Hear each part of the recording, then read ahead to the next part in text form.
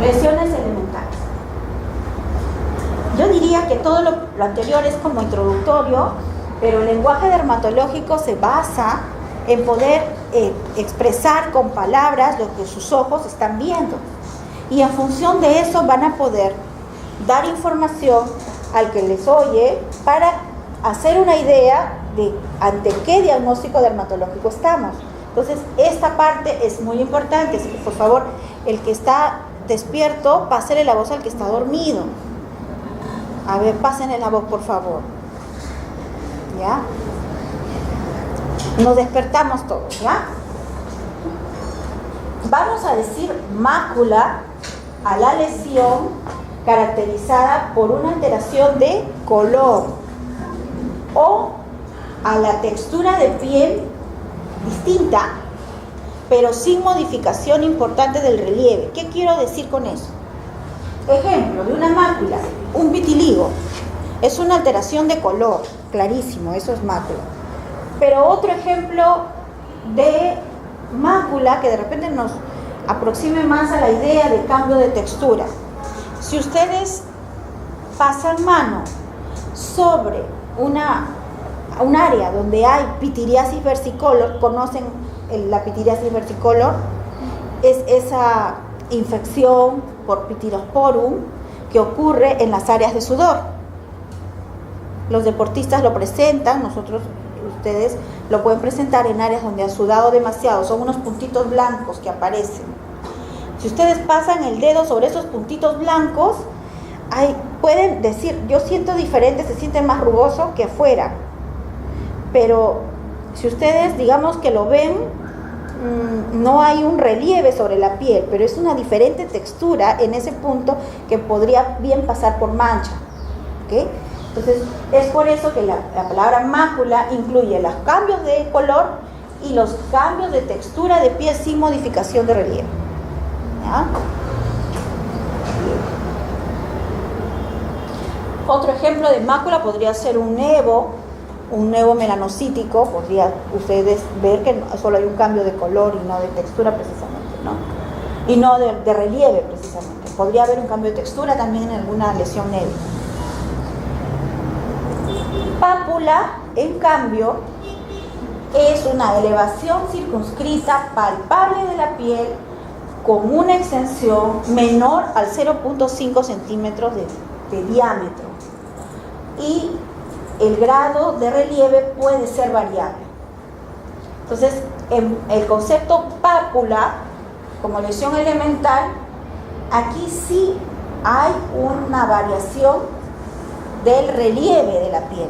Entonces, todo lo que ya ustedes me digan, no, acá hay variación de relieve, no solo textura, sino relieve, ya va a entrar en el concepto de pápula. Y la otra cosa que es importante para ese concepto es la extensión, menor a 0.5 centímetros de diámetro. Entonces, si alguien emplea el concepto de manera distorsionada, no va a poder dar con el diagnóstico. Así que, por favor, muy atentos. ¿Qué es mácula y qué es pápula? La gran mayoría de entidades entran en mácula y pápula. Mácula, pápula. Vesícula, acá ya involucra que la lesión es sobrelevada, pero que hay un contenido, expresa que hay un contenido líquido. Y en la extensión es también menor de 0.5 centímetros de diámetro, como en la pápula.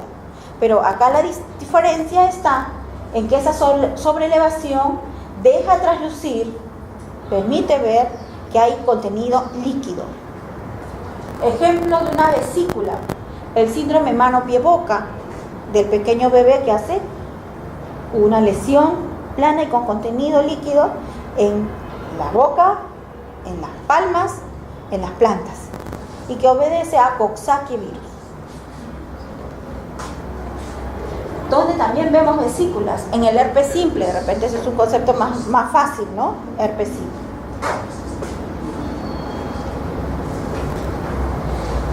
¿Cómo diferencia una vesícula de una pústula?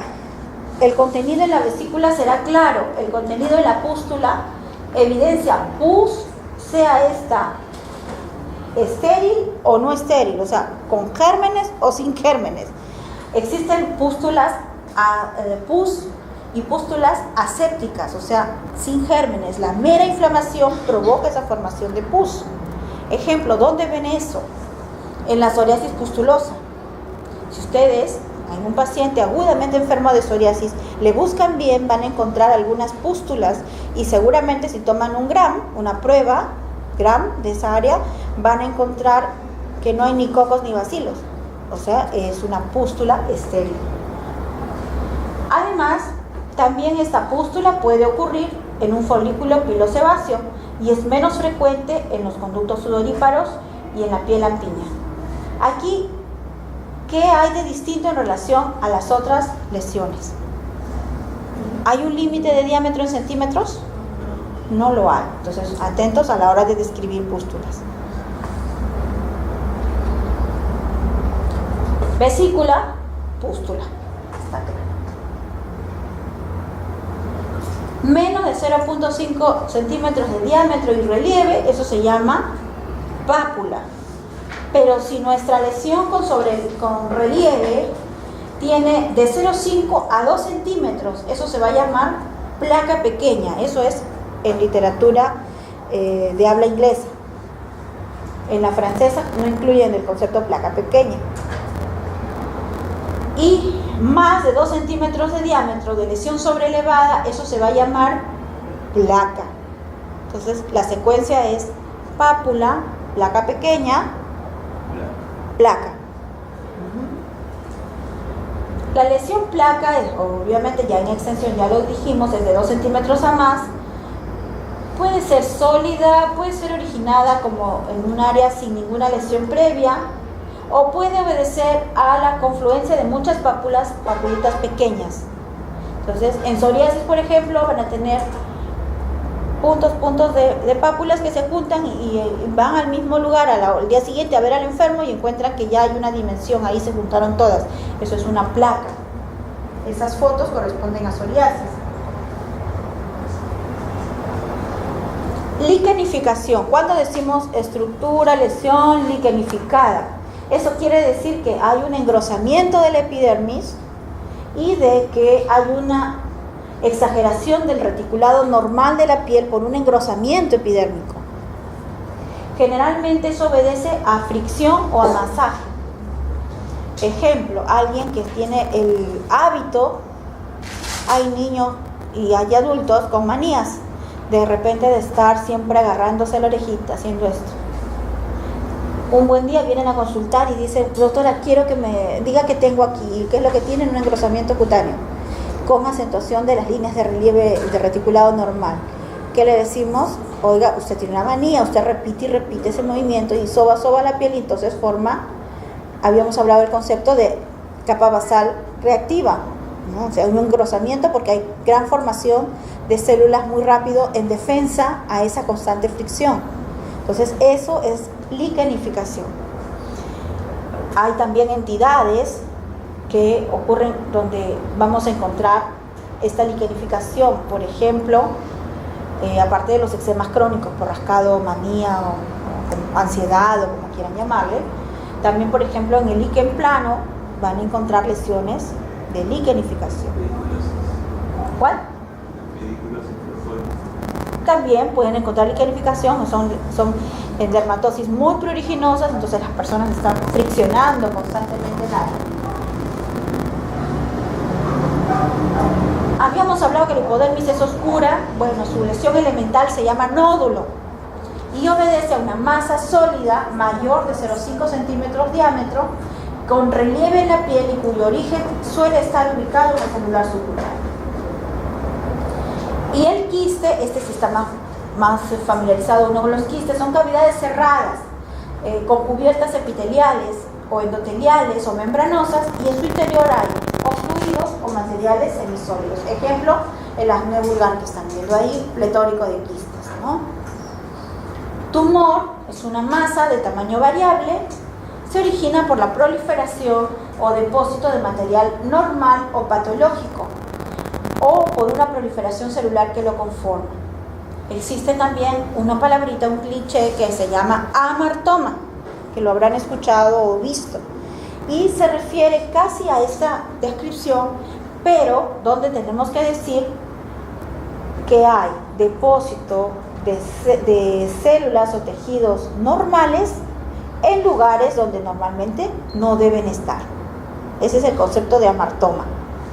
Entonces, bajo ese concepto, muchos tumores serán amartomas, ¿no?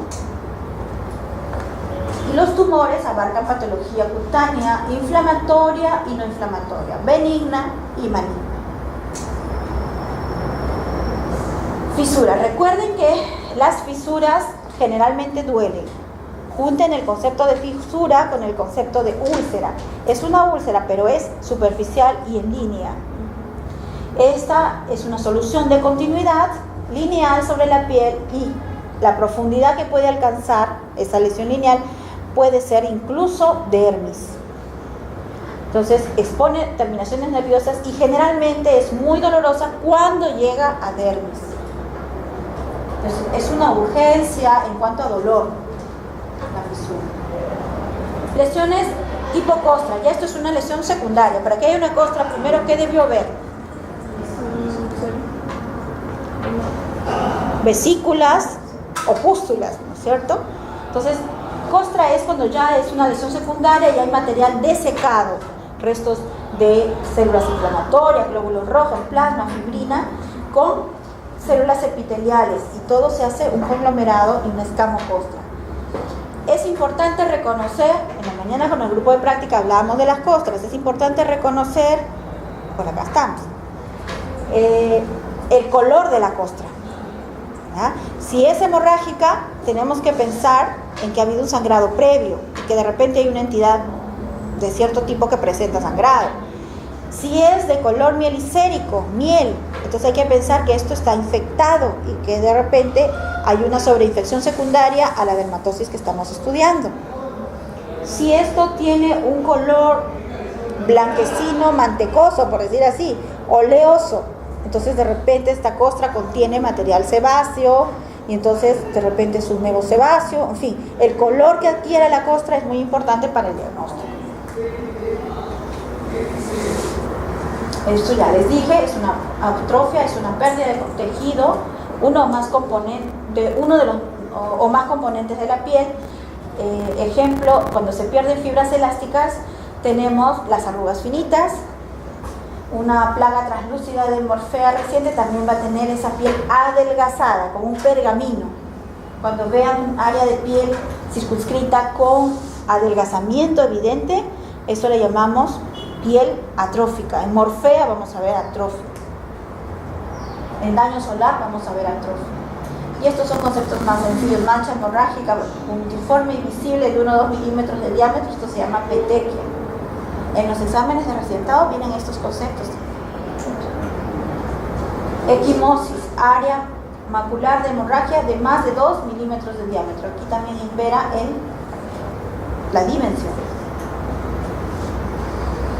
Hematoma es una colección de sangre localizada semejante a un tumor que al abrir es sangre. Sangre viva o sangre coagulada. Abono rocha, ¿sí? Aquí sí nos detenemos un poquito. Muchas entidades en piel van a tener como lesión elemental esto. Veamos, es un halo pálido, un centro elevado y rosado y un centro mucho más pálido y a veces hasta violáceo aquí adentro. Esa triada corresponde a un abón. El abón, por definición, tiene que ser transitorio, o sea, durar menos de 24 horas. Existen entidades donde esto ocurre, por ejemplo, la urticaria, ¿no? Encontrar un abón, preguntarnos, ¿este paciente tiene urticaria? Vamos a averiguar otros datos. Pero ocurre que a veces ustedes van a ver el paciente, encuentran estas mismas lesiones, le preguntan y le dicen, este punto, ¿desde cuándo lo tiene? ¿De cuántas horas lo tiene ahí puesto? ¿Está desde ayer? Y les dicen, está 3 días, y está igualito. Y sin embargo los ojitos dicen, esto parece agudo. ¿Ok? Entonces, ¿eso cómo se llama? Ya no se llama abón. Eso se llama placa urticariana. ¿Y eso qué traduce? Que el evento no es solo vasodilatación y liberación de histamina, sino que hay un daño vascular. Entonces, que probablemente ahí hay vasculitis, además de la liberación de histamina y todos los otros elementos que se liberan. Entonces, de repente, estamos frente a un paciente con lupus que está haciendo una urticaria vasculitis en piel y que ustedes le hacen el screening para enfermedad de colágeno y encuentran que tiene lupus, por decirles, ¿no? O un paciente que hace esa lesión y de repente, además, ha adelgazado mucho, piden ustedes una radiografía y están con un cáncer de pulmón, ¿no? Entonces, atentos con esas urticarias vasculitis. Parecen urticarias, ustedes preguntan y la lesión tiene mucho más tiempo que 24 horas. ¿Entendieron el concepto? Para eso nos sirven las lesiones celulares.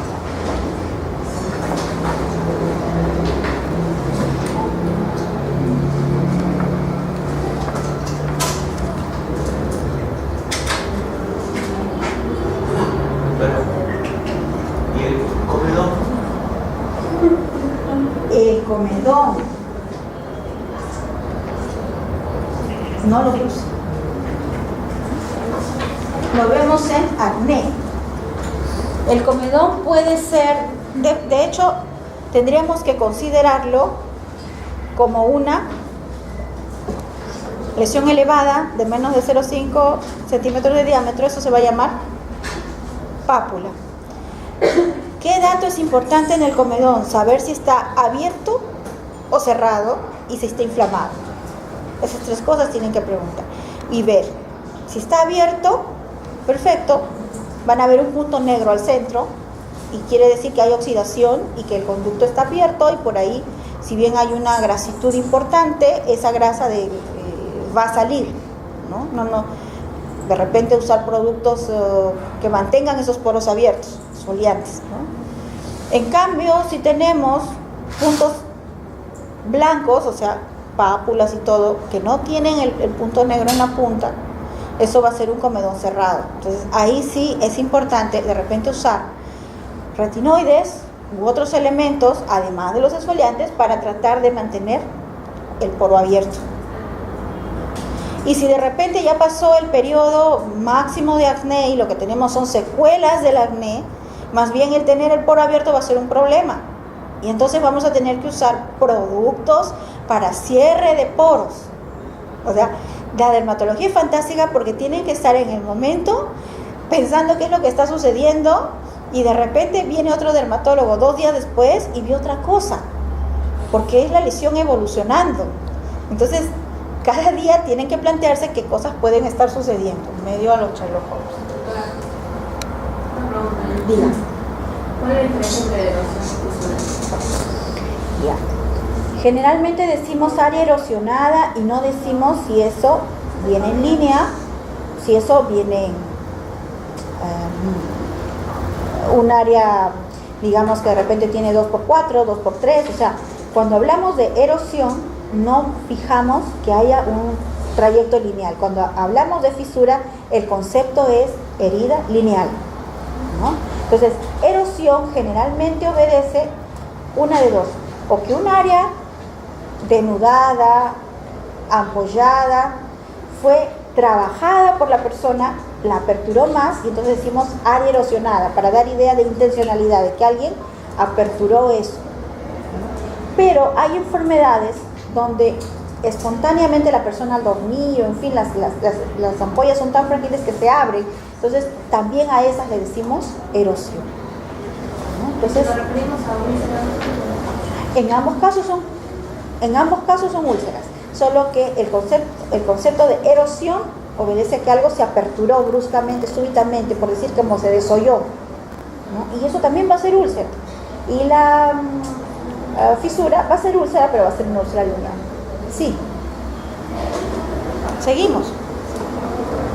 Ya, esto va a ser en 15 minutos. ¿Está bien?